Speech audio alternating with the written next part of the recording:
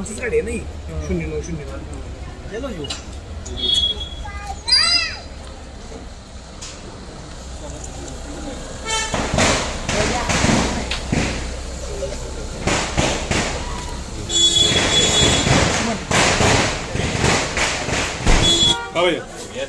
हो हो असं का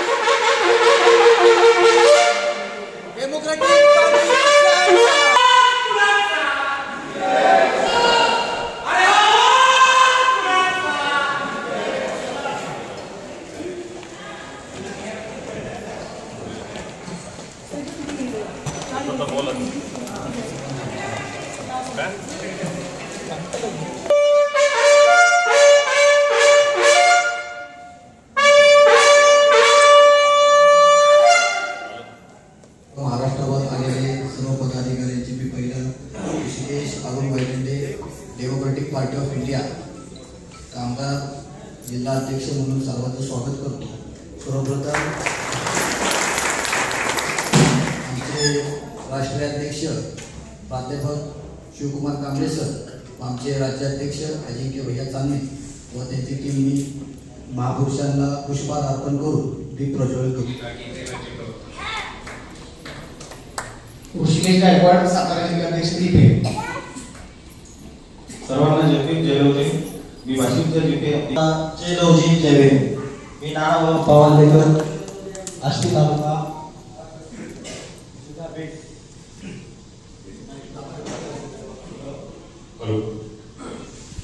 मराठवाडा सचिव म्हणून मी टीपीआय मध्ये काम करतो सर। मी ॲडव्होकेट सोमेश्वर कापके डेमोक्रॅटिक लॉयर फोरमचा मी आणि सुरेश सरकार। सर्वांना जय भीम। मी अमोल मैत्री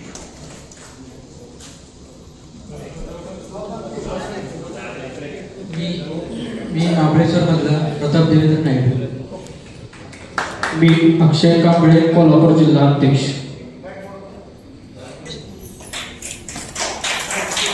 ख्रिश्चन अल्पसंख्याक म्हणून आम्ही कार्यकर्ते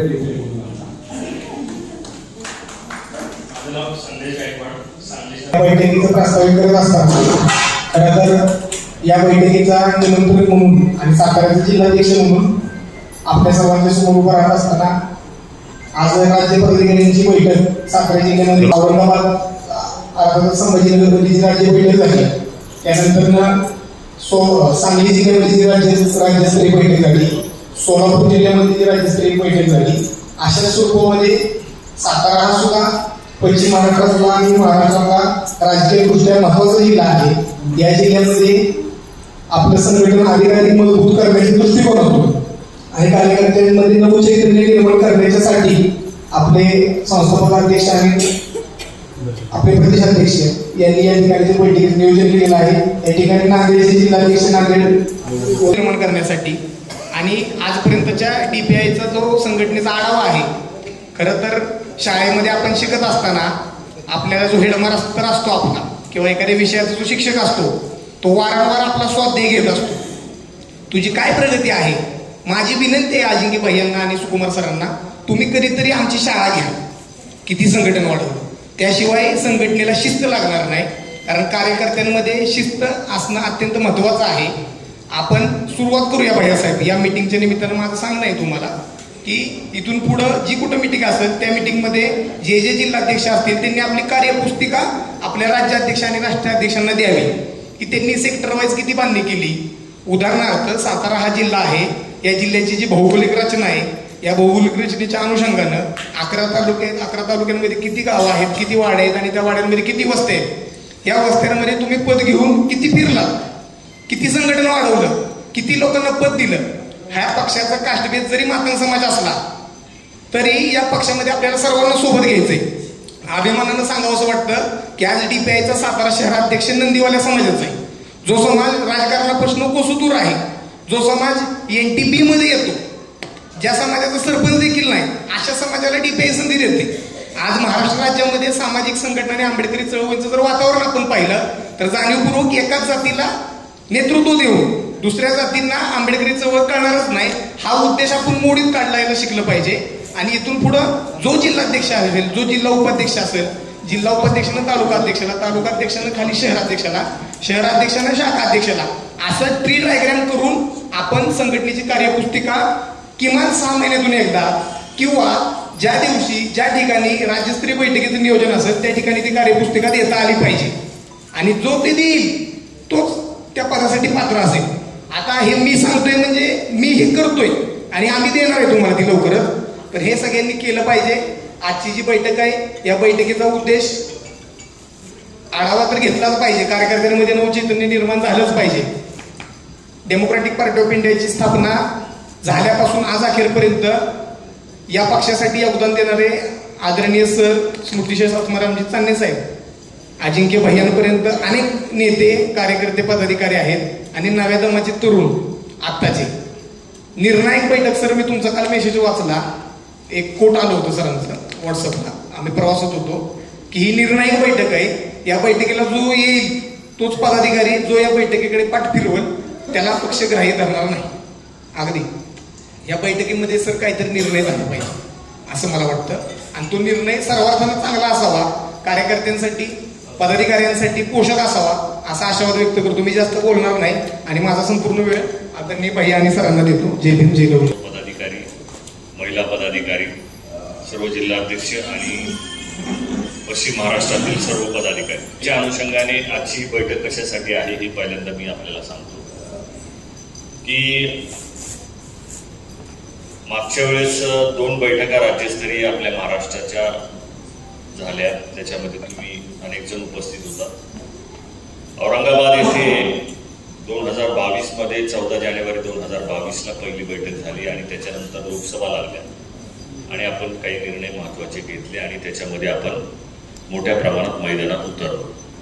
त्याच्यानंतर सोलापूरला बैठक झाली. सोलापूरच्या बैठकीच्या नंतरही काही महत्वाचे निर्णय घेण्यात आले आणि पक्ष तसा पुढे चालत गेला.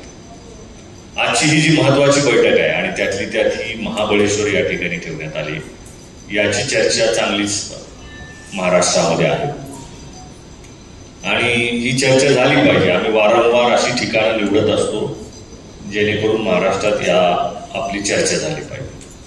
आता झालं असं, बैठक याच्यासाठी आहे की लोकसभा आणि विधानसभेच्या नंतर आपली भेट नाही. म्हणजे लोकसभा झाली आणि विधानसभा झाली याच्यानंतर आपल्या सर्वांची भेट झाली नाही. लोकसभेमध्ये काय अनुभव आले, विधानसभेमध्ये काय अनुभव आले, आपण ज्यांच्यासोबत युती केली राष्ट्रवादी काँग्रेस पवार साहेबांसोबत आणि ज्या ज्या ठिकाणी आपण त्यांच्या उमेदवारांना सोबत घेण्याचा प्रयत्न केला, आपली मतं त्यांना दिली, त्यांचे काय आपल्याला अनुभव आले, आपले पदाधिकाऱ्यांनी कोणत्या चुका केल्या, पक्ष म्हणून ज्या जिम्मेदाऱ्या आपल्यावर आलेल्या आहेत या जिम्मेदाऱ्या आपण इमाने इतबारे राबवतोय का, पक्षाची जी महत्वाची पदं आपण अडकवलेली आहेत या पदांना न्याय आपण देतोय का. आणि आपल्या म्हणजे प्राध्यापक सुकुमार कांबळे असतील, मी असेल, आम्ही रात्रीचा दिवस करून लोक अंगावर घेऊन फिरत आहोत आणि दोघांच्या खांद्यावर हा पक्ष पुढे चाललेला आहे. परंतु सरांचं जसं मत असतं की पाईपलाईनद्वारे आपला विचार खाली पोहोचवायचा असतो समाजापर्यंत. तुम्ही सगळी आपल्या पक्षाची पाईपलाईन आहात, परंतु पाईपलाईन एवढी मोठी असताना सुद्धा आपला पक्ष आणि आपला विचार हा शेवटच्या माणसापर्यंत पोहोचत नाही, हा आमच्या दोघांचा निष्कर्ष आहे. पक्ष वाढत नाहीये आणि पक्ष जर वाढत नसेल तर पक्ष चालवायचा कशाला इथपर्यंत आम्ही विचार करायला भाग पडलेलो. म्हणून जर तुम्ही सर्व पदाधिकारी या पार्टीचे सदस्य असाल, पदाधिकारी असाल, तर हा पक्ष पुढे नेण्याच्या संदर्भामध्ये आपण कोणते निर्णय घेणार आहात, पक्ष कसा वाढणार आहे, कसं पदाधिकारी तुमच्या खालचे निवडणार आहात, कसे कार्यक्रम देणार आहात. म्हणजे सुकुमार सरांनी आणि मी कार्यक्रम आखायचे, राज्यस्तरीय कार्यक्रम आखायचे आणि त्याला तुम्ही सगळ्यांनी पाहुणे बनून यायचं, ही पद्धत आता बंद झाली पाहिजे. सगळ्या पक्षाच्या पदाधिकाऱ्यांनी स्वतःचे प्रोग्राम पार्टीचे देणं गरजेचं आहे. आता नवीन कार्यकर्ता आमचा ऋषिकेश वायदंडे, हा आताच 1 वर्षापूर्वी आमचा पदाधिकारी झाला पार्टीचा, आणि एक साधी जिम्मेदारी त्याच्यावर दिली की तू राज्यस्तरीय बैठक घेऊ शकतो का, तर त्यांनी एवढं मोठं नियोजन आज या राज्यस्तरीय बैठक, अशा अनेक जिम्मेदाऱ्या आणि कार्यकर्त्यावर देण्याचा प्रयत्न केला. त्यांनी तो फेल घातला, याचा अनुभव आम्हाला आला. म्हणजे आम्ही जर एखादा तुम्हाला कोणत्या कार्यकर्त्याला इनडायरेक्टली बोलत असतो की तुम्ही एक निदर्शने लावा, आणि त्याने ते का निरळ टाकतात, ते लक्ष देत नाही, हे आमच्या अकाउंटला जमा होतं. हे आमच्या अकाउंटला जमा होतं की आपण एकदा याला ट्राय मारलं होतं, पण याने हा कार्यक्रम आयोजित केला नाही. आम्ही कार्यकर्त्याला आजमावत असतो आणि आजमावण्यातूनच पदाधिकारी हा ताकदीचा बनत असतो. म्हणून आता अनेक जिल्हाध्यक्ष आपले येऊ शकले नाही, सगळ्यांचे फोन होते, समजा लांबून येणारे होते, पावसामुळे काही येऊ शकले नाही. आज भरपूर जिल्हाध्यक्ष या ठिकाणी आले, विदर्भातले जिल्हाध्यक्ष या ठिकाणी आले, मराठवाड्यातले जिल्हाध्यक्ष या ठिकाणी आले. म्हणून मी सगळ्यांना संधी देणार आहे इथं बोलण्याची. सर्व जिल्हाध्यक्षांनी आपापली मतं या ठिकाणी लोकसभा आणि विधानसभेच्या संदर्भातली मांडायची आहेत की आपल्याला काय अनुभव आले, आपण काय चुकलो, आपलं काय चुकलंय, आपण काय करायला पाहिजे होतं आणि काय नव्हतं करायला पाहिजे, ही सगळी चर्चा याच्यामध्ये होणार आहे. आज आपल्या पक्षाच्या ध्वजारोहणाचा कार्यक्रम होता. म्हणजे काय की आमचं ठरलं होतं की आज पक्षाचा झेंडा आज आपलं लॉन्च होणार होता, परंतु 8 दिवसापासून जे महाराष्ट्रामध्ये वाद तयार झालेला आहे बौद्ध माध्यम, या वादाला समोर लक्षात ठेवून आम्ही आजचा हा आपला ध्वजाचा जो आपण हे करणार होतो, लॉन्चिंग करणार होतो, तो कार्यक्रम आजचा आपण थांबवलेला. त्याचं सगळं नियोजन आज आम्ही केलं होतं. हा महत्वाचा निर्णय आज आपल्या पक्षाच्या वतीनं होणार होता आपल्या झेंड्याचा, परंतु तो स्टॉप केलेला आहे. याच्यानंतर दुसरी बैठक होईल तेव्हा तो लॉन्च करण्यात येईल. राज्यात होणाऱ्या घडामोडी याच्याबद्दलही आपल्याला बोलायचंय की महारमान वाद मोठ्या प्रमाणामध्ये वाढलाय, हा थांबवण्यासाठी आपण काय करू शकतो का वाढवायचा आहे अजून आपल्याला, याच्यावर तुम्हाला काय बोलायचंय का तेही तुम्ही सांगा. आणि इतर समाज आपल्याशी जोडण्यासाठी, म्हणजे सरांनी प्रोग्राम दिला ख्रिश्चन मुस्लिम, हा सरांनी दिलेला प्रोग्राम आहे. याच्यातून आज ख्रिश्चन समाजाची खूप मोठी मंडळी पक्षाला जुळत आहे. असे प्रोग्राम आपल्याला द्यावे लागतील जेणेकरून इतर समाज आपल्या पार्टीचा मजबूत पाया बनेल. आणि निवडणुका आपण लढणार आहोत. निवडणुका लढल्याच्या नंतर लोकांची मतं आपल्याला मिळाली पाहिजे, याच्यासाठी आपण प्रयत्न करणार. तर आजच्या या बैठकीचं हे सगळं थोडक्यात मी आपल्याला आढावा सांगितलेला आहे की आपल्याला काय बोलायचंय आणि काय नाही बोलायचंय. बिनधास्त बोलायचंय. आमच्यावरही आरोप झाले, सुकुमार सरांवर असतील किंवा माझ्यावर जरी आरोप झाले तरी ते ऐकायला आम्ही तयार आहोत. तुम्ही आरोप करा, बिनधास्त टीका करा, तुमचं हे चुकलं, तुमचं ते चुकलं, हे बोललं पाहिजे. आपण एका कुटुंबातली माणसं, आपल्याला चळवळ पुढे न्यायची आहे आणि या चळवळीला पुढे नेण्यासाठी आजची ही बैठक आहे. धन्यवाद. तुम्ही काय प्रॉब्लेम केले, आम्हाला उद्घाटन बोलवलं का, जिल्हा मेळावा घेतलाय, तालुका मेळावा घेतलाय, शाखा ओपनिंग आहे, हे काय होत नाही आणि ह्याला काय पक्ष म्हटला जात नाही. महाराष्ट्रामध्ये महाराष्ट्राचा राजकीय जर आढावा तुम्ही घेतला तर तुम्हाला फार मोठी संधी आलेली आहे. प्रचंड अशी राजकीय पोकळी तयार झाली आहे महाराष्ट्रामध्ये. ही जर संधी तुम्ही घालवली तर पुन्हा आणि 100 वर्ष नसलेलं काळ माझं आणणाऱ्या खोलीत तुम्ही शोधणार आहे, अशी अवस्था आपली होईल. प्रचंड मोठी संधी आलेली आहे. डीपीआय, आरपीआयचा इतिहास घ्या, वंचितचा इतिहास घ्या, ह्या सगळ्याचा विचार केला तर योग्य ट्रॅकवर आज डीपीआय. प्रस्थापितांना म्हणण्यापेक्षा जातीवाद्यांना समोरासमोर विरोध करणारा पक्ष म्हणून DPI समोर येतोय आता सध्या, हे लक्षात घ्या. अशा काळामध्ये तुम्ही जर झेप घेतली नाही, प्रोग्राम दिले नाही, तर पक्ष वाढणार कसं? पक्ष चर्चेत तर आलाय महाराष्ट्रामध्ये, आलाय का नाही? आज पक्ष म्हणून DPI चर्चेत आलेला आहे. आणि जे दलितांचे आम्ही पक्ष, दलितांचे आम्ही सगळे नेतृत्व करणारे सगळे चुकीच्या दिशेने चाललेले आहेत. अशा काळात आपण योग्य ट्रॅक पकडलाय. अशा काळात तुमचं काय काम आहे का? काय फक्त पद घ्यायचं, तहसीलदार कार्यालयामध्ये, प्रांत कार्यालयामध्ये, महामंडळामध्ये फॉर्म भरण्यासाठी पदाधिकारी नाही DPIचा. फॉर्म भरण्याचं काम जो आला आहे, ऑफिसचा पत्ता सांगा त्याला, तू भर. तिथं काय अडचण आली तर जिल्हाध्यक्षांना त्याला फोन करायचा. जिल्हाध्यक्ष जर फॉर्म घेऊन चालला महामंडळाचा फॉर्म भरायला, तर हे DPIच्या जिल्हाध्यक्षाचं, तालुकाध्यक्षाचं काम नाही, हेच लक्षात घ्या. तसं काम होत नाही पक्षाचं. आणि जो आर्थिकदृष्ट्या आपण महामंडळाचा फॉर्म भरला, पैसे एकदा घेतले की तो तुम्हाला विचारत नाही, त्याला आपल्या पार्टीमध्ये घेतलं पाहिजे, त्याला शिकवलं पाहिजे, असं ते काम झालं. म्हणून अजिंक्य म्हटलं ते माझा त्यांना मी दुजोरा देतोय. आतापर्यंत प्रोग्राम आपणच डिक्लेअर केलाय, काय बरं आहे? आणि तुम्ही फक्त त्या प्रोग्रामला गाड्या घेऊन आलाय, हे आम्हाला मान्यच आहे. पण प्रत्येक किमान पदाधिकाऱ्याने आपल्या गावात तर शाखा काढली पाहिजे ना. पदाधिकाऱ्याच्या गावात तर शाखा पाहिजे.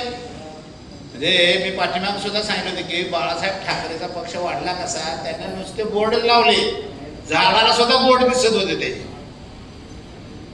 अजिंक्य भाईमध्ये काय बोलले, तुमचं बॅनर लागलं पाहिजे ना बाबा, जिल्हाध्यक्ष कोण, घरात कोण विचारणार नाही का? तुमचा फोटो तर किंवा त्या तालुक्यात जिल्ह्यात दिसला पाहिजे ना. जिल्हाध्यक्षाचं बॅनर तालुक्याला जिल्ह्याच्या ठिकाणी लागलं तर बाबा हा जिल्हाध्यक्ष, इतरांना सुद्धा कळतं ना. अशा पद्धतीचा हा पक्ष वाढवायचा प्रयत्न तुम्ही केला पाहिजे. तुम्ही काय कसं कराल, काय काम केलं आतापर्यंत तेही सांगावं. आणि जर मग दुसऱ्या सत्रामध्ये आम्ही ते काय बोलायचं ते बोलणार आहे. फक्त प्रत्येक जिल्हाध्यक्षांना आपली ओळख सांगून तुम्ही काय काम केलं, काय करणार आहे एवढं सांगा. एवढी मी अपेक्षा व्यक्त करतो. मी सुरुवातीला बीड जिल्हाध्यक्ष महिला आघाडीच्या अध्यक्षा नाव सांगून सर्वांना माझा क्रांतिकारी जय भीम. आदरणीय राधाबा साहेब व सन्माननीय सर्व इथं जमलेले माझे बांधव, सर्वांना माझा क्रांतिकारी जय भीम. आता मी उषा चव्हाण, बीड जिल्हा महिला अध्यक्ष. आता मी इथं ठरवलं होतं की मी बोलणारच नाही, परंतु भैया साहेब काय म्हटले की बोलायचं. म्हणजे आणि माझं पण एक वैयक्तिक मत असतं की नाही, आपण बोललंच पाहिजे.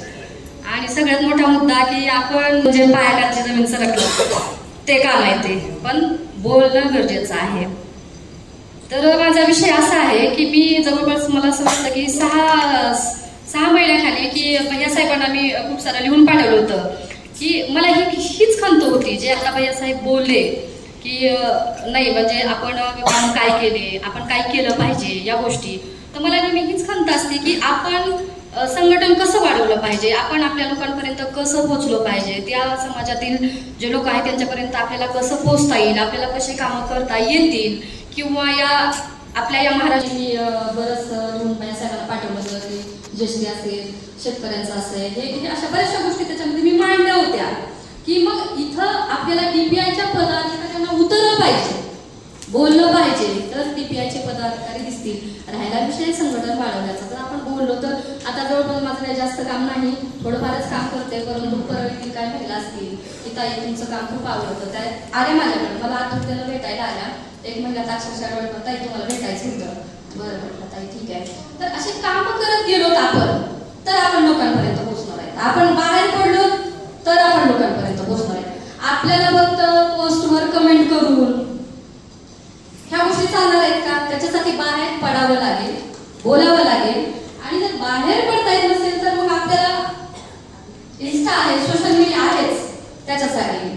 आणि आता काय बोलायचंय भरपूर मला, पण मी म्हटलं की पायाखालची जमीन सरकते की बऱ्या साहेबांसमोर आणि आदरणीय सरांसमोर बोलते.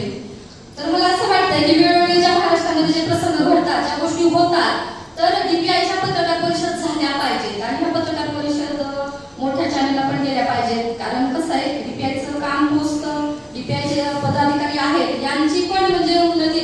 आता इथे बसलेले सर्व जे आहेत या सर्वांना खूप कळतं की विचार जे तुम्ही पेरणी केलेली आहे आमच्यामध्ये ही खूप चांगल्या पद्धतीनं झालेली आहे, परंतु ते मांडणीसाठी एक स्थान पण अशा पत्रकार परिषदा झाल्या पाहिजेत आपल्या. आणि ज्या पद्धतीनं की सर म्हटले की नाही हे आम्हीच कार्यक्रम घेतो, हो बरोबर आहे, कार्यक्रम तुम्ही घेतो, ही कार्यक्रम प्रत्येक कार्यकर्त्याने घेतली पाहिजे, हे माझं वैयक्तिक मत आहे. परंतु हे वाटतं विचार बरेच येतात, परंतु त्याच्यासाठी ज्या पद्धतीनं आपले भैया काय भैया होते का ते म्हणले की त्याच्यासाठी पोषक आहार हा गरजेचा असतो, बरोबर आहे का?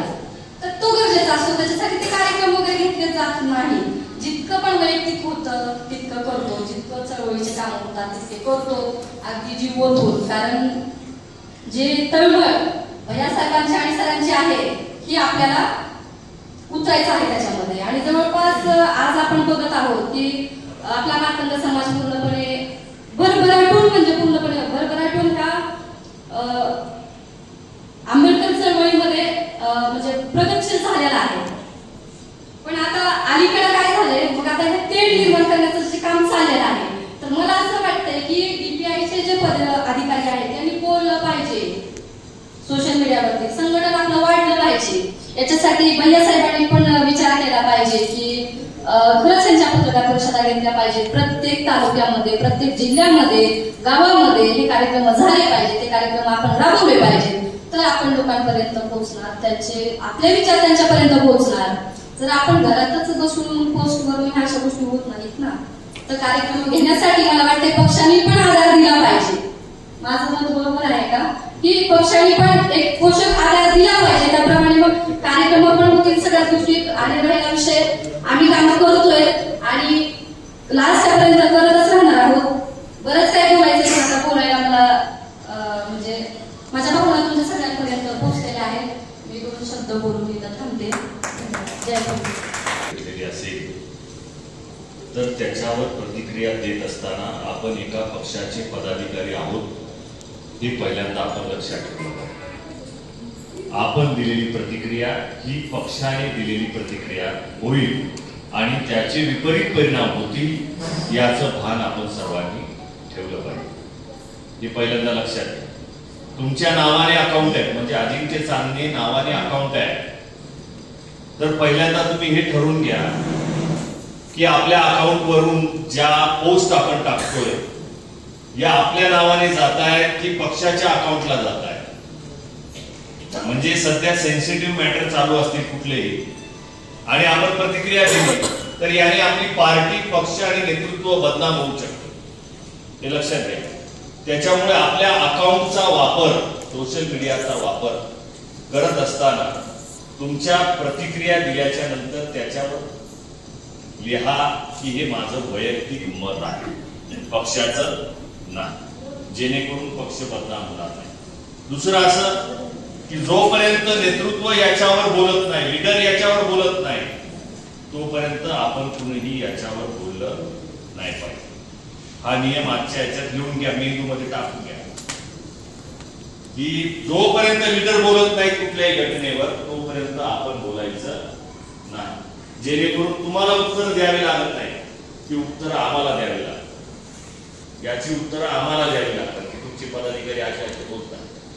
तर ही गोष्ट लक्षात ठेवा की कुठलीही घटना राज्यामध्ये घडत असताना आपण एका राज्यातल्या पदाधिकारी आहोत, शहराचे पदाधिकारी आहोत, हे भाग लक्षात ठेवून आपण पक्षाच्या प्रतिक्रिया द्याव्या. दुसरं असं की पत्रकार परिषद यांची घ्यायला पाहिजे असं मत आलं, तर पत्रकार परिषदा आपण घ्यायला पाहिजेतच यात कुठलीही शंका नाहीये.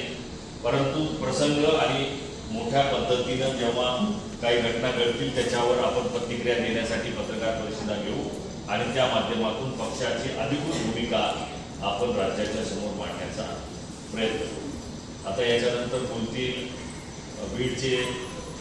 तुम्ही लोक शरद पवार करून बसलाय, ते शरद पवारची सत्ता अजून येणार नाही, भविष्यात तरी तेव्हा आमचा नेता काहीतरी होईल. अजिंक्य भैया मोठा झाला तर आम्ही मोठं होणार आहे, भैया आमदार झाले तर आम्हाला पकड मिळणार आहे, भैयाला जर मंत्रिपद भेटलं तर आम्हाला ताकद भेटणार आहे. आमच्या इथे करायला आलं पाहिजे ना. Democratic party of India Satara जिल्हा महाराष्ट्र प्रदेशाध्यक्ष कोण आहे? अजिंक्य झाले. कोण आहे? आमदार तरी का पात्र आहे, का करत नाही? आणि जर ते आपल्याला काही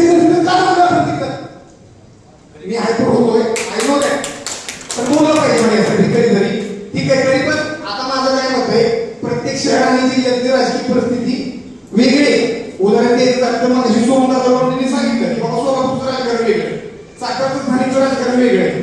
वर आपण याच्याबरोबर बसलोय, स्थानिक लेवल आहे. आपण आता जयंत पाटलाचं उदाहरण तुम्ही दिलं ना, जयंत पाटलांनी तुम्ही पत्र दिलं होतं त्यांना की बाबा आमच्या नेत्यांचा फोटो लावा, आमचा लोगो लावा, त्यांनी ते बघितलं नाही. आताचा प्रदेशाध्यक्ष आमच्या जिल्ह्याचा आहे, पक्का जातीवादी राष्ट्रवादीचा, म्हणजे पूर्वविद्वाची शरफ बांधून नाटक करणारे हे प्रस्थापित जातीवादी आहे. तरी सुद्धा आम्ही त्यांना पूर्ण उरले, आम्हाला कोणाची गरज नाही, खरंच नाही कोणाची गरज. पण भैयासाहेब आम्हाला सातारचं राजकारण करायचं असेल, सोमनाथला सोलापूरचं स्थानिक राजकारण करायचं असेल, योगेश वाघमारेला आनंदांना पिढीचं स्थानिक राजकारण करायचं असेल, त्यांना इस्लामपूरचं करायचं असेल, तर आम्हाला स्थानिक लेवलला काहीतरी निर्णय घ्यायची फ्री तरी द्या. बरोबर आहे द्या ना. किंवा म्हणा की नाही शरद पवार थांबा, शरद पवार थांबा काय म्हणेल घे दुपारी आणि लढ द्यायला चिन्ह देतोय, माहिती देतोय का? आम्ही लढाई तयार आहे की, पण शस्त्र द्या ना. किती दिवस बिना शस्त्राची लढाई करायची? आणि हे भाजप आहे. मी प्रामाणिकपणे मत मांडतोय आजच्या या राजकीय बैठकीमध्ये, कारण आता कार्यकर्त्यांना संधी आलेली. आकाश वाघमारे कुठे? आकाश वाघमारेला जिल्हा परिषद लढवायची, त्याने काम केले प्रामाणिकपणे आहे ना, लढवायची ना. तुझ्या गटाचं नाव सांग. कडेपूर गटातून जिल्हा परिषद लढवायची. विश्वजित कोणते कदमचा ताकदीला ताकद देणार आहे, त्याला आव्हान देणार पूर्व आहे. तर यांच्या बाबतीत थोडा विचार व्हावा, माझी अशी प्रामाणिक इच्छा आहे. किंवा तुम्ही स्थानिक स्वराज्य संस्थांच्या बाबतची डीपीआयची भूमिका स्पष्ट व्हावं नाही असं माझं प्रामाणिक मत आहे. त्या दृष्टीने आम्हाला वाटतं करायला बरं पडेल. थँक्यू. डेमोक्रेटिक पार्टी ऑफ इंडियाच्या राज्यस्तरीय बैठकीला उपस्थित असणारे आपल्या पक्षाचे नेते आदरणीय प्राध्यापक सुकुमार कांबळे सर, जवळजवळ 4 तास झाला आपण एका जागेवर बसलेलो आहोत याची मला जाणीव आहे. आणि बैठकी शेवटच्या टप्प्यामध्ये आहे. अनेक मुद्द्यांना आपण सर्वजणांनी हात घातलेला आहे, सगळ्यांना संधी देण्यात आलेली आहे. अनेक जणांची नावे राहिली त्याबद्दल मी दिलगिरी व्यक्त करतो. पक्षाची ही जी महत्वाची बैठक आहे याच्यामध्ये अनेक प्रश्नांचा उहापोह आपण केलेला आहे, ज्याच्यामध्ये सर्वात महत्वाचा जो मुद्दा आहे तो म्हणजे पक्षाचं रजिस्ट्रेशन, म्हणजे पक्षाची नोंदणी. या मुद्द्यावर आपण आज सर त्याचा निर्णय घेतील. दुसरा मुद्दा आहे की पक्षाचा जो ध्वज आहे, झेंडा आहे, याबाबत निर्णय घ्यायला हवा का, याचाही निर्णय आज या ठिकाणी होईल. दुसरा मुद्दा या ठिकाणी आला की पक्षाचे जे पदाधिकारी आहेत ते पदाधिकारी प्रशिक्षित असले पाहिजे. प्रशिक्षित असणाऱ्या पदाधिकाऱ्यांबद्दलही आपण या ठिकाणी बोलणार आहोत. तर ते मी समोरच्यांना कसं बोलणार, दिसत नाही कार्यकर्ते निवडून येताना असं याचे निर्णय घेत असताना आम्हाला विचारात घेतलं पाहिजे आणि विचारात घेऊनच आपण पक्ष पुढे चालवला पाहिजे, निर्णय घेतले पाहिजे. दुसरा मुद्दा उपस्थित करण्यात आला की स्थानिक स्वराज्य संस्थांच्या ज्या भविष्यातल्या निवडणुका होणार आहेत या 3-4 महिन्यामध्ये, याच्यामध्ये आम्हाला स्वातंत्र्य देण्यात यावं.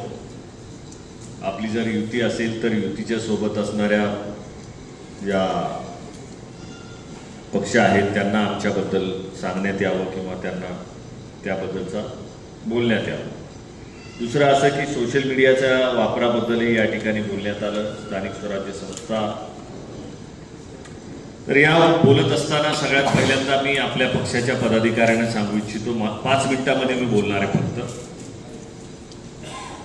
की आपला पक्ष वाढत असताना सगळ्यात महत्वाचा जो मुद्दा आहे तो म्हणजे आपले प्रशिक्षित कार्यकर्ते असायला हवेत. कार्यकर्ते हे प्रशिक्षित असायला हवेत. त्यांना कुठं जायचं, कुठं काय करायचं, आपली विचारधारा कोणती आहे या संदर्भामध्ये पहिल्यांदा समजून सांगणं गरजेचं आहे. दुसरं असं की केडर कॅम्प, ज्याला प्रशिक्षण शिबिर असं म्हणतात, हे व्हायला हवं. तर मला आता तुम्ही सगळ्यांनी शब्द द्या, जिल्हा अध्यक्ष सगळे बसलेले, मागच्या 2 महिन्यापूर्वी मी बीड जिल्ह्यामध्ये एक प्रशिक्षण शिबिर घेतलं. त्याची तयारी मी जवळजवळ 2 महिने करत होतो. जे प्रशिक्षण शिबिर मी सर त्या प्रशिक्षण शिबिराला आले होते हे प्रशिक्षण शिबिर मी डिजिटल आजच्या या तांत्रिक असणाऱ्या युगाचा वापर करून घेतलं होतं. त्याच्यानंतर मला वाटलं की सोलापूरहून, उस्मानाबादहून, हिंगोलीवरून, वाशिमवरून मला कार्यकर्त्यांचे फोन येतील की आमच्या इथं प्रशिक्षण शिबिर लावा, आमच्या इथं प्रशिक्षण शिबिर लावा, आम्ही त्या पद्धतीनं तयारी. तर मी अनेक पदाधिकाऱ्यांशी फोनवर संपर्क साधला की एक प्रशिक्षण शिबिर लावा. त्याच्यावरही कुठल्या पदाधिकाऱ्यांनी मला प्रत्युत्तर दिलं नाही. त्याला काही खर्च येत नाही. प्रश्न उपस्थित केला जातो खर्चाचा. आता तुम्हाला खर्चाची चिंता असेल तर तुम्ही आपल्या घरी राहून घर संसार चालवा. ज्याला पैसा उभा करता येत नाही चळवळीसाठी तो कार्यकर्ता कसला, तो नेता कसला? ज्याला पैसा उभा करता येत नाही चळवळीसाठी, कार्यक्रमांसाठी, पक्षासाठी, तो नेता कसला? त्याचं काम आहे कुटुंब सांभाळणे, घरदार सांभाळणे, लेकरं बाळ सांभाळणे. तर तुमच्या सर्व जे पदाधिकारी आहेत त्यांनी पहिल्यांदा हे जे मी 2 महिन्याचं स्वतः हजारो शेकडो पुस्तकांचा अभ्यास करून मी स्वतः प्रशिक्षित होऊन प्रशिक्षण तुमचं घेणार आहे. याच्यासाठी तुम्ही जाता जाता मला शब्द द्या की आम्ही या दिवशी आपल्या जिल्ह्यामध्ये प्रशिक्षण शिबिर राबवू. या प्रशिक्षण शिबिराला जास्त लोकांना असावं असं काही नाही. आपले पदाधिकारी असतील तरी ते प्रशिक्षण शिबिर 10 जण जरी असतील तरी ते घ्यायला मी तयार आहे. याला हजारो लोक असावे, शेकडा असावे असं काही नाही. त्याच्यामुळं प्रशिक्षण शिबिर लवकरात लवकर सगळ्यांनी लावावं अशी मी आपल्याला विनंती करतो. कोर कमिटीची लवकरच निवड आपल्या समोर होईल आणि त्याच्यामध्ये सर्व निर्णय होतील. आपल्या सर्वांना विचारात घेऊन पक्षाचे निर्णय घेण्यात येतील. दुसरं असं की स्थानिक स्वराज्य संस्थांमध्ये काय करायचं, तर स्थानिक स्वराज्य संस्थांमध्ये आता ज्या निवडणुका येत असतील, सरांची मी काही याबद्दल चर्चा केलेली नाही, पण माझा जो निर्णय मी या ठिकाणी सांगत आहे की स्थानिक स्वराज्य संस्थांमध्ये तुमच्या स्थानिक स्वराज्य संस्थांमध्ये ज्याचं प्राबल्य असेल, जर तुम्हाला राजकारण समजत असेल, समजा स्थानिक धाराशिव नगरपालिका आहे आणि या धाराशिव नगरपालिकेमध्ये आपल्याला समजत असतं की याच्यामध्ये आपण नगरसेवक होऊ शकतो का, तर नगरसेवक होत असताना आपल्या स्थानिक धाराशिव मध्ये कुणाचं प्राबल्य आहे, ज्याचा हात धरून आपण नगरपालिकेच्या सभागृहामध्ये जाऊ शकतो, त्याचा हात धरून तुम्ही स्थानिक स्वराज्य संस्थेमध्ये गेलं पाहिजे असं माझं वैयक्तिक मत आहे. हे माझ्या पक्षाचं मत नाहीये, हे माझं वैयक्तिक मत आहे. माझं असं मत आहे की कुठल्याही मार्गाने का होईना तुम्ही सभागृहामध्ये गेलं पाहिजे. सभागृहामध्ये जाणं आणि सभागृहामध्ये जाऊन स्वतःची लिडरशिप सिद्ध करणं आणि आपल्या पक्षाला पूर्ण जिल्ह्यामध्ये वाढवण्यासाठी आर्थिक पाठबळ त्या सभागृहातून निर्माण करणं हे आपलं या स्थानिक स्वराज्य संस्थेमध्ये काम असतं. नाहीतर मी जिल्हा परिषदचा मेंबर झालोय, मी नगरपालिकेचा मेंबर झालोय, सदस्य झालोय आणि मागं बघायचं नाही, या आविर्भावामध्ये आपण राहायचं नाही. हे लक्षात घ्या. मला अनेक अनुभव आहेत. मी सरपंच झाले, आमच्यातले अनेक जण सरपंच झाले, पक्षाकडे डुंकून देखील बघितलं नाही. नगरपालिकेचे सदस्य झाले, पुन्हा पक्षाकडे डुंकून देखील बघितलं नाही. या भानगडीत जर पडत असाल तर पक्षामधून तुम्हाला बाजूला केलं नाही. जेही निर्णय घ्यायचे ते पक्षश्रेष्ठींशी विचारून स्थानिकला घ्यायचे, हा त्याच्या मागचा दुसरा मुद्दा आहे, लक्षात ठेवा. या काही लोकसभा आणि विधानसभा नाही आहेत, म्हणून स्थानिकच्या निवडणुका लढत असताना या मुद्द्यावर आपल्या वरिष्ठांशी चर्चा करून आपण त्या ठिकाणी निर्णय घ्यावेत असं माझं वैयक्तिक मत आहे. त्याच्यावर सर माझ्यानंतर स्पष्टीकरण देतात. दुसरं असं की बौद्ध मातंगाचा वाद सध्या महाराष्ट्रामध्ये आहे. त्याच्यावर आम्ही दोघांनी मगाशी चर्चा केली की बौद्ध आणि मातंग यांच्यामध्ये वाद मोठ्या प्रमाणामध्ये होत आहे. आरक्षण वर्गीकरणाचा जो फॉर्म्युला आरक्षणच्या माध्यमातून आलेला आहे, या मुद्द्याकडे लक्ष विचलित करून बौद्ध आणि मातंग यांच्यामध्ये मोठा वाद निर्माण करण्यासाठी वेगवेगळ्या पद्धतीनं उपाययोजना केल्या जात आहेत, आखणी केली जाते. काल परवाचं NDTVचं जे सर्वांच्या समोर असणारं जे बघितलं असेल तुम्ही, ढोबळे आणि आंबेडकर यांच्यामध्ये जो वाद तयार झाला, तो वाद निर्माण करण्यामागे ही फार मोठा ट्रॅप होता आणि त्याच्यात ते दोघं फसले आणि महाराष्ट्रामधलं वातावरण खराब झालं. हे आपल्याला ओळखता आलं पाहिजे. माझं असं मत आहे की सर्वांनी, जेव्हा मी पहिलेच सांगितलं की पक्षाचे लीडर जेव्हा निर्णय घेतील तेव्हाच आपण सर्वांनी याच्यावर भाष्य केलं पाहिजे. आपलं भाष्य करत असताना, सोशल मीडियाचा वापर करत असताना आपण कुठंही चुकलो नाही पाहिजे आणि आपला पक्ष त्या ठिकाणी बदनाम झाला नाही पाहिजे. हे लक्षात घ्या. आम्हाला विचारून तुम्ही काही निर्णय घेत चला, असं माझं मत आहे. की मोठी सभा चालू होती, निलेश लंके पवार साहेब मोठे वरती बसलेले होते आणि आपल्या त्यांच्या गळ्यामध्ये काळे गंजे होते. आता काळा हा आपण अत्यंत विचारपूर्वक निवडलेला झेंडा आहे, अत्यंत विचारपूर्वक निवडलेला झेंडा आहे. नाकारलेल्या लोकांचा नाकारलेला रंग म्हणून आपण त्याची निवड केली होती आणि केलेली आहे. परंतु जेव्हा हे पदाधिकारी स्टेजवर यायला लागले तर त्यांना वाटलं की हे साहेबांचा कुणाचा तरी निषेध करायला आलेली मंडळी, कुणाचा तरी निषेध करायला आलेली मंडळी म्हणून स्टेजच्या बाजूला त्यांना सारण्यात आलं. स्टेजच्या बाजूला त्यांना बाजूला करण्यात आलं आणि स्टेजवर येऊ दिलं नाही आणि त्यांना अपमानित व्हावं लागलं. तो त्यांनी सांगितलेला जो मुद्दा आहे तो मी तेव्हापासून माझ्या डोक्यामध्ये फिरत आहे. त्याच्यावरही सर त्याचं स्पष्टीकरण देतील की आपण याच्यावर काय केलं पाहिजे. तर याच्यावरही चर्चा होईल. जाता जाता एवढंच सांगेल की मराठवाडा आणि पश्चिम महाराष्ट्र याच्यामध्ये आपली पूर्ण ताकद उभी राहिलेली आहे. आमचे वाशिमचे जिल्हाध्यक्ष, त्यांना बोलण्याची संधी द्यायला पाहिजे होती, माझ्याकडून राहून गेलं, ते लक्षात आलं नाही. हिंगोली आणि वाशिम इथं विदर्भामध्ये फार मोठ्या प्रमाणामध्ये आपलं संघटन वाढत आहे.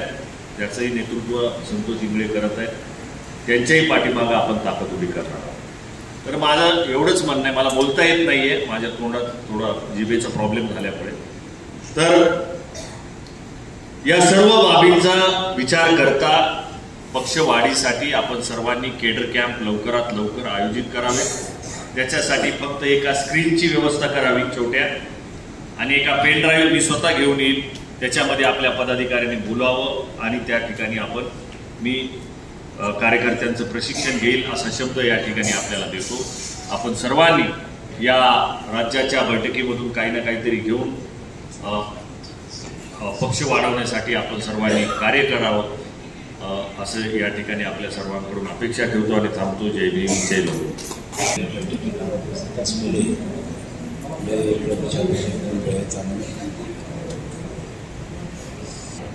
दोन मुद्दे मी बोलणार आहे की स्थानिकला स्वातंत्र्य द्या, त्याला कायमशी अजिंक्यने सुद्धा पाठिंबा दिला.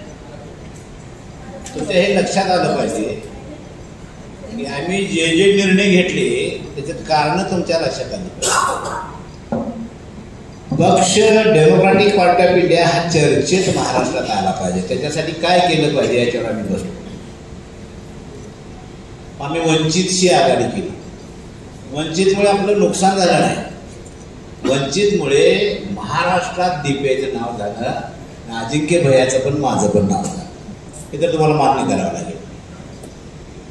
त्यानंतर आम्ही बामसेचे अध्यक्ष मेश्राम यांना उद्घाटन म्हणून बोलवलं. ती एक मोठी परिषद झाली सोलापूरला. आणि मेश्रामचं जे नेटवर्क आहे सोशल, ते ऑल इंडियाचं आहे. ऑल इंडियामध्ये DPIची चर्चा झाली. त्यानंतर आम्ही शरद पवारांशी अलायन्स केली, म्हणण्यापेक्षा बैठक झाली.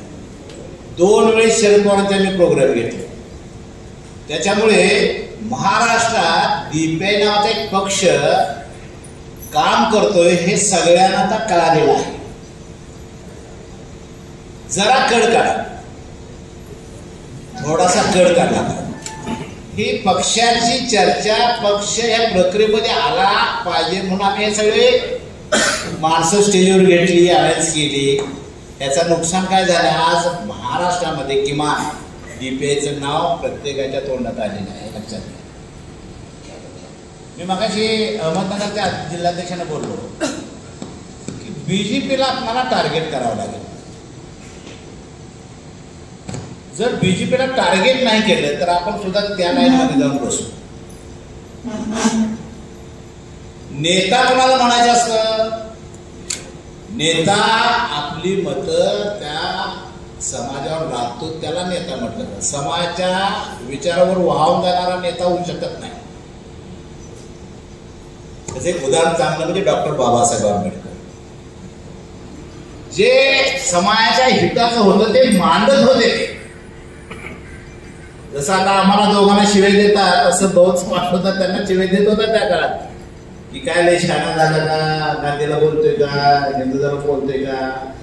पण माहित होतं बाबासाहेबांना की हाच मार्ग आहे, हीच दिशा आहे, हेच केलं पाहिजे तर समाज उभारीला येणार आहे. मग ते बोलत होते त्या पद्धतीने आम्ही दोघं बोलतोय.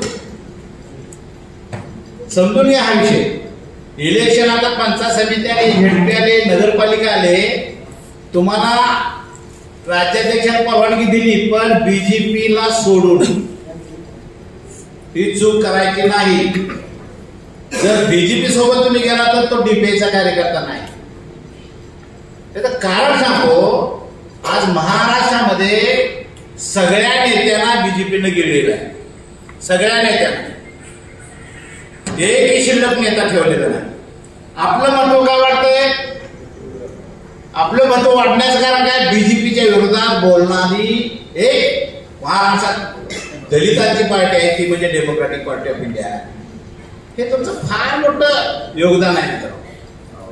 अलायन्स करा, स्थानिकला आम्ही स्वातंत्र्य दिले पण जातीवाद्यांची नाही.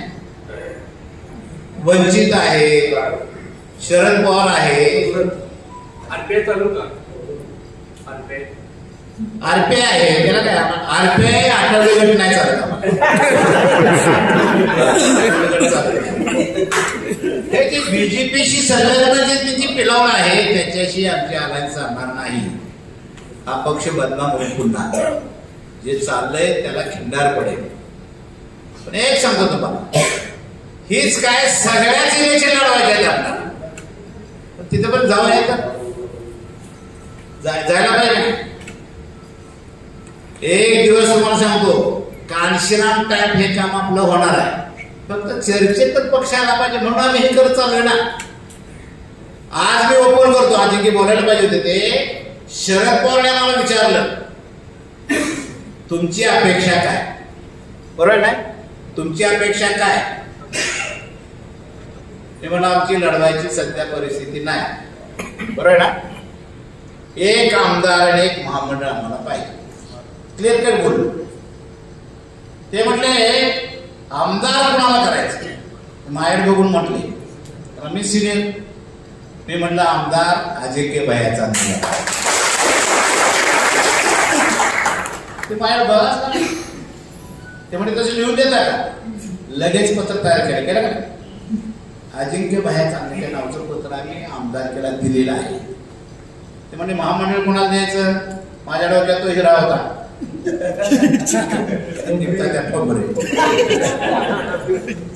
निघून गेला, बरं झालं. पण ही चर्चा झाली. मी त्यांना म्हटलं की माझ्या पुढच्या पिढीचा नेता अजिंक्य भैया चांगले, तो आमदार झाला पाहिजे. आणि तो होणारच होते. सत्ता आली नाही त्यांना दोष त्यांचा नाही ना आमचा आहे.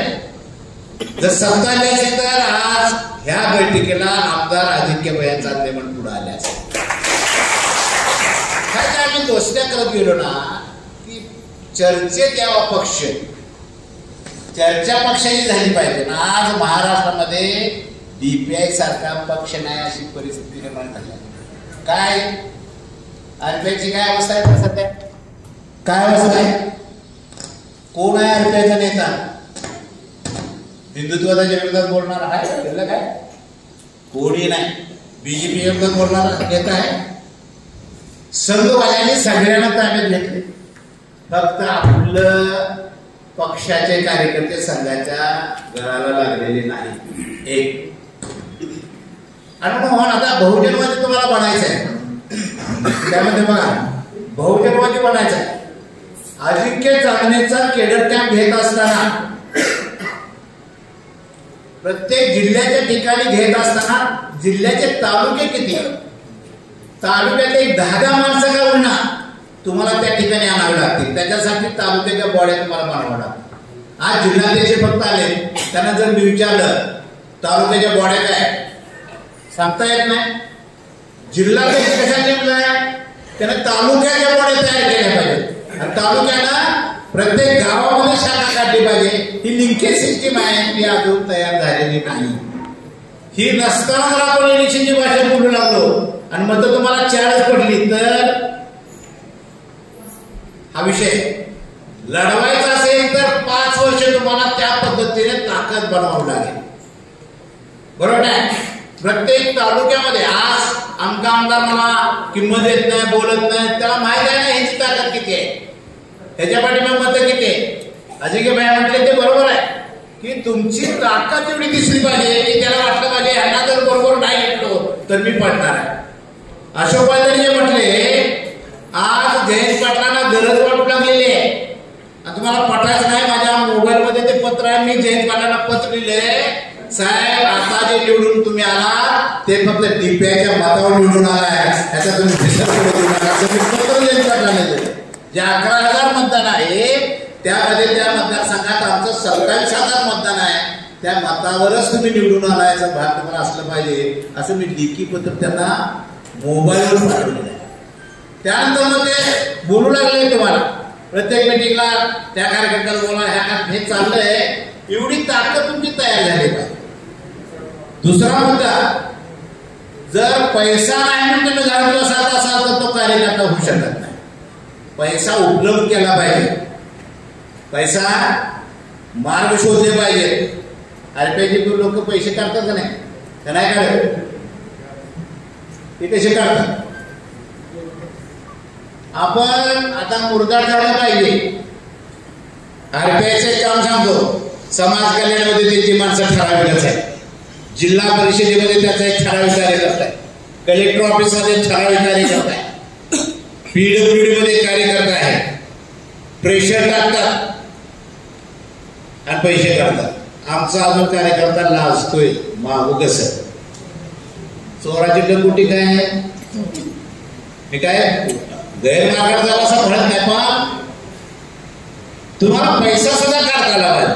आज मी मगाशी सकाळ ही परिषद डिक्लेअर झाल्यापासून सांगितलं सगळ्यांना 500 रुपये भरायचं, टोकन घ्यायचं ना आत यायचं. मग मॅडम सांगितलं अजून 10-12 लोकांनी भरले नाही. 500 रुपये तुम्ही देऊ शकत नाही.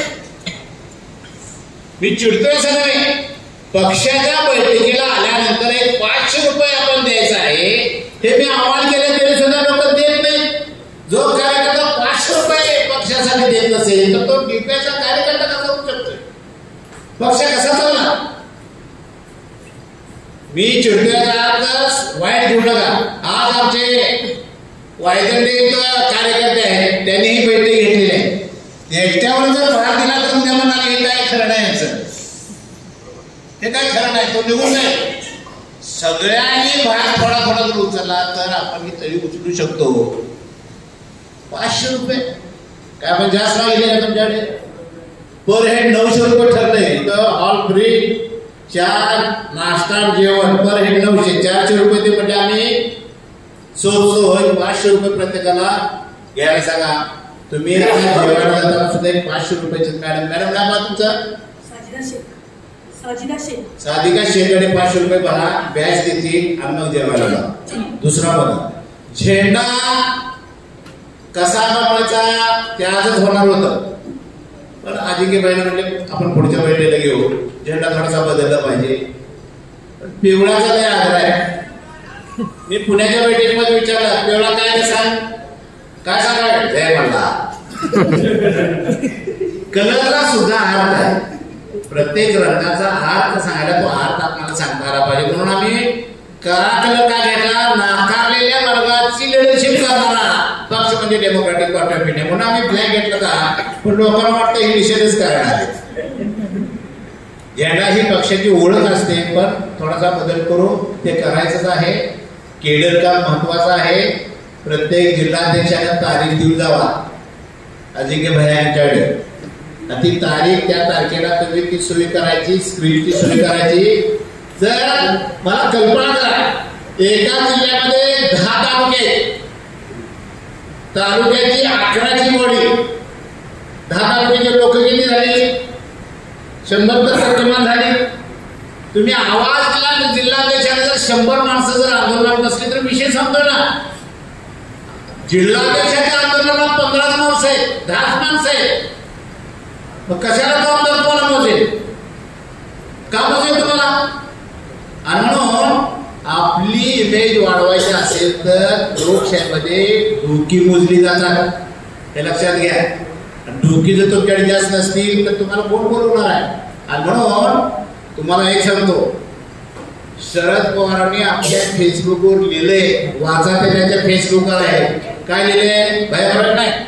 काय लिहिले? डेमोक्रॅटिक पार्टी ऑफ इंडिया महाराष्ट्राचं काय देशाच्या राजकारणाला कलाटणी देण्याची धमक DPI मध्ये निर्माण होणार आहे. शरद पवारांनी दिले. जसं बाबासाहेबांच्या बद्दल भविष्य शाहू महाराजांनी केलं होतं, एक दिवस हे देशातील नेते होती, तसं अजिंक्य भैयाकडे बघून त्या कार्यक्रमाचा अंदाज घेऊन त्यांनी हे वक्तव्य केले, ते खरं ठरणार आहे. आणि हे जर खरं ठरवायचं असेल तर ते तुमच्या हातात आहे. आणि म्हणून सध्याच्या राजकारणामध्ये डेमोक्रॅटिक पार्टी ऑफ इंडिया हा योग्य ट्रॅकने चाललेला पक्ष आहे, असा चर्चा महाराष्ट्रामध्ये सुरू आहे. आज ही परिषद अशोक वायदने आठवण करून दिली. मी स्मृतिशेष आत्माराम चांदणे तर गोलमेज परिषद घेतली होती ह्या महाबळेश्वर मध्ये, फार सुंदर झाली होती. त्या गोलमेज परिषदेमध्ये सुद्धा आणि सगळ्या पक्ष संघटना बोलवले, पण ते ऐक्य झालं नाही. ते पुढे झालं ते आज पक्ष म्हणून आपण इथं बसलोय. दुसरा मुद्दा, इथून पुढे जी परिषद होईल त्या परिषदेला येताना 11 तालुक्याचे तालुकाध्यक्ष आले पाहिजे, तरच तो जिल्हाध्यक्षाला प्रवेश. अजिंक्य बाया तालुकाध्यक्ष सोबत घेऊन आले पाहिजे. ते किमान 10 तालुकाध्यक्ष पाहिजे आणि त्यांनी नावासाठी हा तालुकाध्यक्ष, या तालुक्याचा हा तालुकाध्यक्ष. आज मला सांगा, हात वर करून सांगायला जिल्हाध्यक्ष सगळ्या तालुक्याच्या गोड्या मिळालेल्या आहेत. किती वर्ष काम करतो आपण, ते होत नाही. आणि म्हणून तुम्हाला कोण मोजत नाही. आणि म्हणून थोडासा वेळ काढा. येणारी लोकसभा मी लढवणार आहे. येणारी लोकसभा स्वबळावर लढवायची आहे. त्याची तयारी करायची असेल तर जिल्हा तुम्हाला बांधावा लागेल. बांधावं लागेल का नाही? आणि नंदू जे म्हटले, नंदू आम्हाला पण कळतंय ते, पण एकासाठी पक्ष नाही. हा एकासाठी पक्ष नाही, समाजाला दखलपात्र करण्यासाठी ह्या पक्षाची निर्मिती झालेली आहे. आता बॅकग्राऊंड तयार झालंय, वातावरण तयार झालंय, नाव झालंय. इथून पुढे आपण इलेक्शन लढवणार आहोत. ती कशी लढवायची, कुठला मतदारसंघ लढवायचा, त्या संदर्भातले निर्णय होतील. दुसरा मुद्दा की आमच्या सरिताईने म्हटलं की तुमच्यावर कमेंट्स होतात, आंब्याच्या झाडाला दगड मारतात माणसं, बाबळीला पण दगड मारत नाही, पण आंबा काय लगेच पडत नाही. आम्हाला माहित आहे की विरोधक बोलणारच आहेत, मला बोलावे म्हणून आपण पण बोलत असतो. हा भाग एक झाला.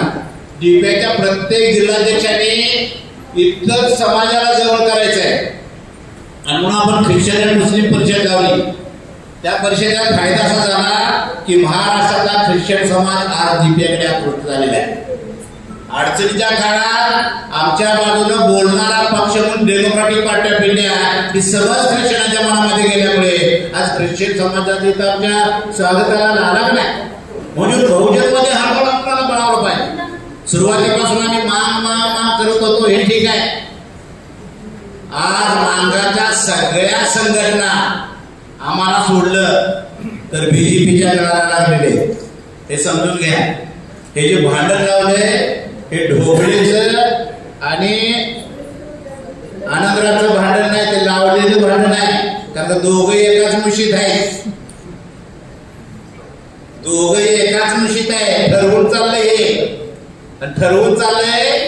अशा काळात मला ढोबळेचा फोन आला, तुम्ही माझ्या बाजून बोला की काय म्हटलं. आताच म्हटलं आता समाजात लोकांना काय आला मी बोललो डोबळे ना, तुमच्या संस्थेमध्ये मातंग समाजी माणसं कुठं आहेत? एक प्राचार्य दाखवा म्हटलं तुमच्या संस्थेमध्ये मातंग समाजाचा, एकही नाही, शिपाई सुद्धा नाही. हे लावलेलं बटन आहे म्हणून आम्ही शांत आहे. तरी सुद्धा मी एक बाईट दिली आहे, त्याच्यात मी काय बोलायचं ते बोललोय. पण हे लावलेलं भांडण आहे. RSSनं बीजेपीनं माणूस माणसात ठेवलेला नाही. मराठ्याला मराठ्याच्या विरोधात उभा केलाय, SC ला SCच्या विरोधात उभा केलाय, OBC ला OBCच्या विरोधात उभा केलाय, ख्रिश्चनाच्या विरोधात हिंदुत्ववाद्यांना उभं केलंय. हे सगळं भांडण राजकारणाचं आहे. हे थोडा आणि थोडा ही नीती बीजेपीने वापरलेल्या त्या ट्रॅकमध्ये आपण अडकत नाही आणि अडकणार नाही. आणि म्हणून ह्या सगळ्या गोष्टीचा विचार करण्यासाठी तुमच्या कानावर ह्या गोष्टी जाव्या म्हणून ही आम्ही बैठक महाबळेश्वरला घेतली. मी आमचे वायदंडे जे आहेत ऋषिकेश वायदंडे यांचं मनपूर्वक आभार मानतो. त्याच्या टाळ्याच्या गजरात त्याचं महागड्या शहरामध्ये, महागडे शहर आहे भैया, ती सीझन चालू आहे. इथं तिकडं 1 रुपया असेल तरी तर 5 रुपयाला वस्तू आहे. अशा काळामध्ये, सीझनच्या काळामध्ये आमचे वायदंडेनं जे धाडस केलं त्याला जिल्हाध्यक्ष रावणनं साथ दिली, त्याबद्दल दोघांचं मनपूर्वक मी आभार मानतो. दुसरा मुद्दा, मी जाता जाता काय पद डिक्लेअर करतोय. ख्रिश्चन समाजाच्या संदर्भामध्ये माझी नागरिकांची माहिती चर्चा झाली की बाबा हे सेल तयार केला पाहिजे.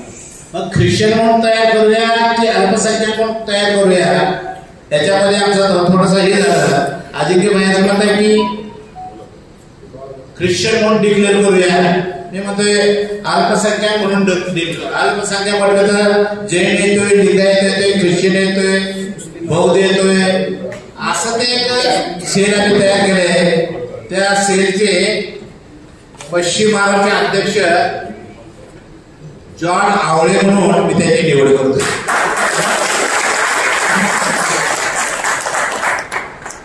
पश्चिम महाराष्ट्राचे उपाध्यक्ष म्हणून रोहित होळकर यांची मी निवड करतोय.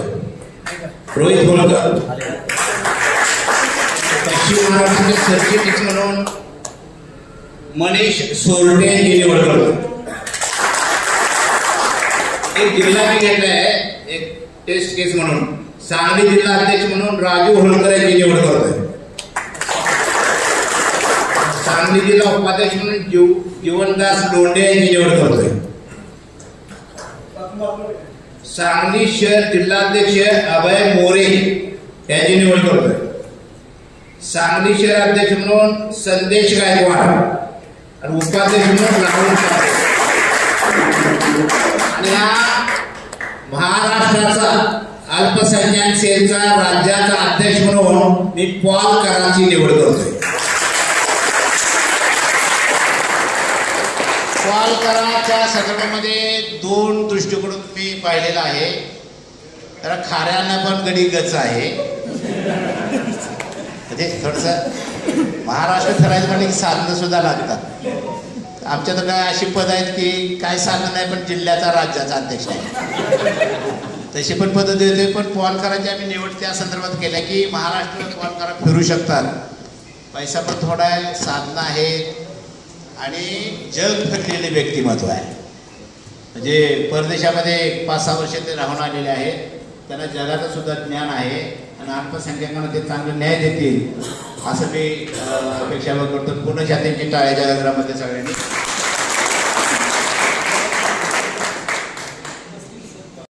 दत्ताभाऊ नाईक नवरे अतिशय चांगलं काम करलेत. मी त्याच्या 2 प्रोग्रामला गेलो होतो. म्हणजे दररोज उठलं नाही गाडी घेऊन त्या बीपेच्याच कामाला ते जातात. तर दत्ताभाऊ त्यांची महाराष्ट्र सरचिटणीस म्हणून मी निवड करतोय. दत्ताभाऊ हे असं व्यक्तिमत्व आहे, ते पैसे पण उभे करतात, खर्च पण करतात आणि काम पण करतात. मी सगळ्या कार्यकर्त्यांना सांगतो, बरेचसे कार्यकर्ते पैसे काढतात पण पक्षावर खर्च करत नाही.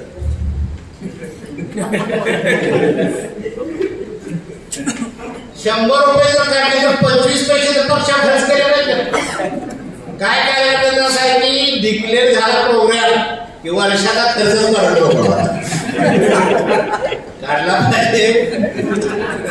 भेटल्या पाहिजे, पण पक्षासाठी 25% तर खर्च करावा अशी माझी अपेक्षा आहे. एक कार्यकर्ता असा आहे, एक आरपीआयचा कार्यकर्ता आहे माझ्या नजरेत, आमच्या आटपाडीकरांना माहित आहे. 2च प्रोग्राम वर्षातून घेतोय, काय काम नाही, धंदा नाही, काय इस्त्रीचे कपडे घालून कार मध्ये फिरतो. 2च प्रोग्राम वर्षाचाच खर्च करते. असं न करता काढलं पाहिजे, पण पक्षाच्या कामासाठी सुद्धा त्यांना काय वेळ पैसा बुद्धी द्यावी लागेल, ते केलं पाहिजे. मी पुन्हा सांगतोय,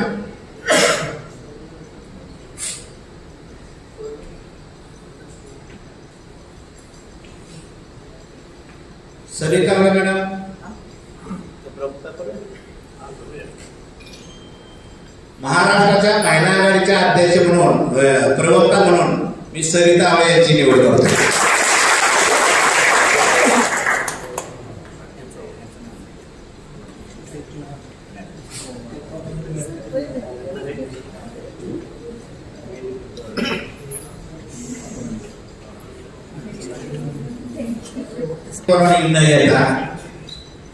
महाराष्ट्राच्या महिला आघाडीच्या अध्यक्षपदच नाही. आणि आज आमच्या चव्हाण मॅडम ओढल्यानंतर माझ्या मनात आलं, शोधतो की बोलणारी महिला मला मिळाली पाहिजे. त्याचं बोलणं मी ऐकलं. ते महाराष्ट्राच्या महिला आघाडीच्या डीपीच्या अध्यक्षा म्हणून मी उषा चव्हाण यांचं नाव घेतलं. महिला मॅडम आमच्याकडे खूप आहेत, पण बोलणाराच महिला नाही. जिल्हाध्यक्षांनी त्याच्या भागातल्या महिलांचा मेळावा घ्यायचा आणि उषा चव्हाण मॅडमना राज्याध्यक्ष म्हणून बोलवायचं. इथून पुढे काम चांगलं सुरू होईल असं मी त्यांच्या बोलण्यातून सांगतोय. कारण आतापर्यंत महिला बोलणारीच मॅडम आमच्याकडे नव्हती. कोण होती? कोणच नव्हतं. बोलणारी महिला मी शोधत होतो, शिकणारी महिला शोधत होतो, पण त्या आज मला त्या निमित्ताने सापडल्या. त्याच्या टाळ्याच्या गजरामध्ये तुम्ही सगळ्यांनी स्वागत करा. महिला युनिट अतिशय महत्वाचं आहे. आणि शेवटचा मुद्दा असा आहे की सोम लोणे म्हणले की देवावर बोलू नका. मी देवावर बोलत असताना सुद्धा मोठ्या संख्येने तुम्ही त्याबद्दल मी तुमचं म्हणतो. समाजाच्या काय चुका आहेत त्याच्यावर सुद्धा जरा बोट ठेवलं पाहिजे. राजकारणाच्या वेळेस तुम्ही राजकारण करा, पण माझं मला काम करायला लागणार. बघा ना, ती कुठली संघटना देवाला गेली उपवर्गीकरण करायला म्हणून लवजी शक्ती सेना काय नाही, देवाला सांगणं करायला गेली ती उपवर्गीकरण. देवाचा वर्गीकरणाचा काय संबंध आहे? काय संबंध आहे सांगा ना. उपवर्गीकरण मला जातीला रिझर्वेशन मिळावं म्हणून देवाला सांगणं करायचं, सांगू जावा म्हणून सांगणं करायला. कधीतरी उलटा प्रभाव चालू झाला पाहिजे वैचारिक दृष्ट्या सुद्धा. जर तुम्ही वैचारिक दृष्ट्या जर परिपक्व झाला नाही तर पार्टी चालणार नाही. आपला बेस आंबेडकरवाद ह्याच्यामध्ये आमची काही तडजोड नाही.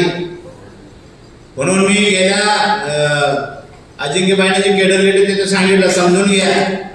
पक्ष आहेत, पक्षाचे वाद आहेत हे समजून घ्या. पक्ष आहेत, पक्षाचे वाद आहेत. बीजेपी शिवसेना हे हिंदुत्ववादी आहे, समजून घ्या. बीजेपी शिवसेना हे हिंदुत्ववादी आहे. हिंदुत्वादाचा जो काम करतो त्यालाच ते पद देतात, त्यालाच तिकीट देतात, त्यालाच लिफ्ट देतात. ते हिंदुत्ववादी आहे. हे जे संघटना जे देवाला घेतात त्या हिंदुत्वासाठी वळले, तिथे जाऊन नतमस्तक झाल्या त्यांच्या समोर आणि ते प्रोग्राम देतात आणि मग ते राबवतात. हिंदुत्ववाद हा आपला शत्रू आहे हे समजून घ्या. वाद कोणता आहे त्यांचा? बीजेपी शिवसेनावाद हिंदुत्ववाद आहे आणि हिंदुत्वादाला आपले मान्य केले. काँग्रेस राष्ट्रवादी हे भांडवलवादी आहे. मी काय म्हणतो बघा, काँग्रेस राष्ट्रवादी काय आहे? भांडवलवादी आहे. पैसा असणाऱ्याला ते तिकिट देतात.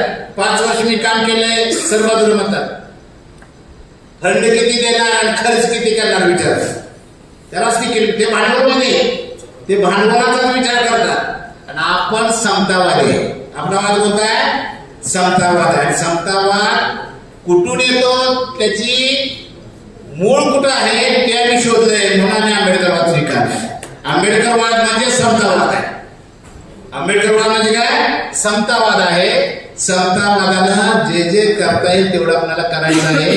की शेवटी एकच विनंती करतो तुम्हाला, कोणत्याही परिस्थितीमध्ये बीजेपीचं समर्थन करू नका, बीजेपीचे तिकीट घेऊ नका, बीजेपीच्या मार्गाने जाऊ नका. दुसरा मुद्दा, आम्ही जो निर्णय घेईल तोच निर्णय आमचा असं तुमचा प्रत्येकाच्या तोंडातून आला पाहिजे. त्याचं समर्थनच तुम्हाला करता आलं पाहिजे. आम्ही एक निर्णय घ्यायचा, खाली दुसरा निर्णय होत असेल तर ते संघटन टिकत नाही. कुटुंबामध्ये जो कुटुंब प्रमुख असतो तो जो निर्णय घेतो तो सदस्य पाळतात, म्हणून कुटुंब टिकतं. कुटुंब विभक्त कधी होतं? ज्यावेळेस मतभिन्नता होते त्यावेळेस कुटुंब विभक्त होतं. मतभिन्नता कुटुंबामध्ये झाली की कुटुंब विभक्त होतं. तसं हे आपले कुटुंब आहे. कुटुंब प्रमुख जो कोण असेल त्यानं जो निर्णय घेतला तोच निर्णय आमचा असं तुम्हाला कायम सांगता आला पाहिजे, त्याचं समर्थन करता आलं पाहिजे, तर पक्ष टिकतो. एक उदाहरण सांगतो, भाषण बंद करतो. कांशीरामनं एक संपवायला केले हे ते समर्थन करत होते. तसं आम्ही जो निर्णय घेऊ डीपीआय म्हणून तो तुम्हाला मान्यच करावा लागेल, त्याचं समर्थनच करता आलं पाहिजे. नाहीतर काय काहीतरी मिळालं असेल, एवढी मोठी गाडी घेतल्या म्हणजे कुठं आलंय काय असं करायला चुकणार का? कवाच गाडी मिळाली, जुन्या गाडीने फिरत होता, आता नवीन घेतल्या काहीतरी दिलासाची. ह्या चर्चा जर तुम्ही केल्या तर पक्ष टिकत नाही. जे आम्ही बोलू तेच तुम्ही बोलायचं नाही, जे निर्णय घेऊन तेच तुम्ही निर्णय घेतले पाहिजे. जर निर्णयामध्ये जर बदल झाला तर मग तो पक्षाला फटका बसतोय, नेत्याला फटका बसतोय, पार्टीला फटका बसतोय. आणि म्हणून जर स्थानिक लेवलला राज्याध्यक्ष तुम्हाला मुभा दिल्या, ओके कुणाच्या अनाज करायचे करा, पण आज जा, पण आज गेल्यानंतर मागं बोलून बघा मी डी प्यायचा म्हणून. आता अलीकडे बरीच लागल्यात का आम्हाला, कोण राष्ट्रवादीच्या करावं लागलाय, चाललंय तिकीट मिळवणं या भागात. मला पण निरोप आले तिकीट सर घेऊ काय करून, आमचा निर्णय जोपर्यंत होत नाही तोपर्यंत तुम्हाला काय घेता येईल सांगितलं. पण स्थानिकला करावण्यास कोणाशी करा तुम्ही, पण बीजेपीच्या पिरावणीशी करू नका, तो धोका आहे. आणि म्हणून मी शेवटी सांगतोय, ही ओळख शेवटपर्यंत तुम्हाला ठेवावं लागेल, त्याच्यातच फायदा आहे, त्याच्यातच पक्ष वाढणार आहे. जर तुम्ही त्याच्यासोबत गेला की आपली ओळख पुसली जाणार आहे, ते भान आपल्याला असेल अशी अपेक्षा व्यक्त करतो.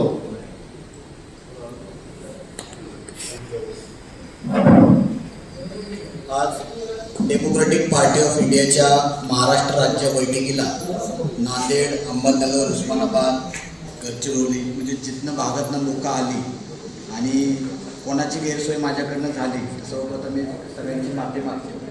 आणि जर एवढ्या लांब अजून तुम्हाला जाऊन प्रवास करायचा असेल आणि ज्यांच्याकडं आत्ता पण जायचं नसेल कोणाला, तर ज्याला जे रूम दिल्या त्या रूममध्ये राहून उद्या सकाळी तुम्ही घरी जावा ही माझी प्रामाणिकपणे.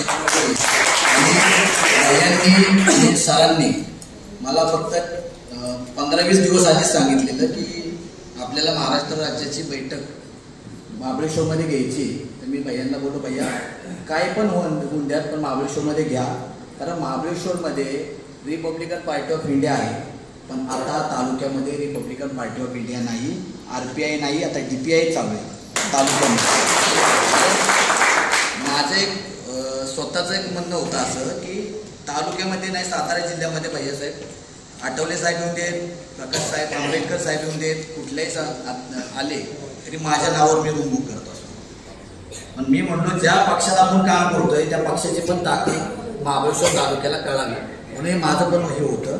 म्हणून कोणाकडनं माझ्याकडनं काय येण्या जाण्यासाठी हे झालं असेल तर मी सर्वप्रथम समस्या माफी मागतो. आणि अजिंक्य भैया चांदणे आणि आमचे सर यांच्या नेतृत्वाखाली सर्वजण तुम्ही जमला त्याबद्दल तुमचा आभार मानतो. जेवणाची सोय केली भैया सर म्हणले कुणी देऊ साहेब, कुणी देऊ नाही तर नाही देऊ माझ्या खिशात टाकू शकतो, कारण पक्षासाठी मला पक्ष वाढवायचा आहे. मला नाही वाढवायचं, मला पक्ष वाढवायचा आहे. पक्ष वाढला तर मी वाढेन. जय भीम, जय शिवराय, जय